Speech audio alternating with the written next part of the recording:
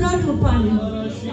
Tebe, Satan, prikazujú v mene Ježiša Krista, von, tam nemáš čo robiť. V mene Ježiša Krista, rakovina, von, nemáš tam čo byť, lebo ona je Božia dcera. Ona patrí živému Bohu, ty nemáš na ňu právo. Prosíme ťa, Pane, o uzdravenie, plné uzdravenie od hlavy až pety. My karháme, odmietame a zviazujeme v mene Ježiš každú jednu chorobu, každú jednu rakovinu, každú jednu bolesť, každý jeden zápal, každú jednu bolesť obličie, každú jednu chorobu chrbtice v mene Ježiš. Odmietame, karháme a zviazujeme a dávame ju, hodíme ju do mora zabudnutia. Pane, prosím ťa ešte za tých ľudí, čo si tu napísali, Pane. Neviem, čo tam je, Pane, ale ja verím, že naše modlitby idú priamo až k Tebe. Hore, Pane, hore k trónu, Pane. Pane, prosím ťa za prácu. Prosím ťa za pre našich chlopov o dobrú prácu, Pane. Aby nemuseli robiť, Pane, na smeny, aby nemuseli odchádzať, Pane, od rodinu, ale aby v Tvojom mene Ježiš, Pane, prišla práca na jednu smenu a za dobrý plat, Pane. Chceme ťa, Pane, vyvýšiť, Pane, na tomto mieste, Pane. A ďakujeme Ti už vopred za každú jednu vypočutú modlitbu. Sláva Ti, Pane. Amen.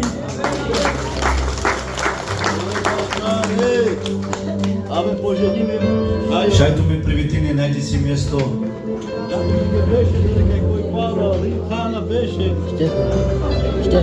Štefan, dobro tebe.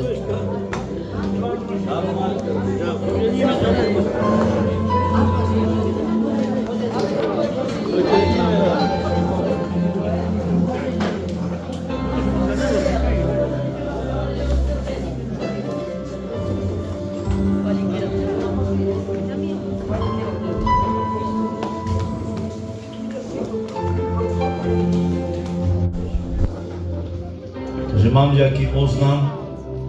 Halleluja. Takže buď so mnou v duchu aj v tele, a do duchos.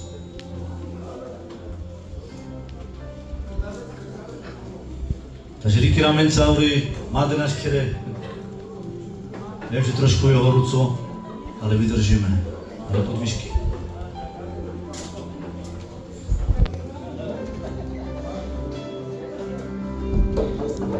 Jedna.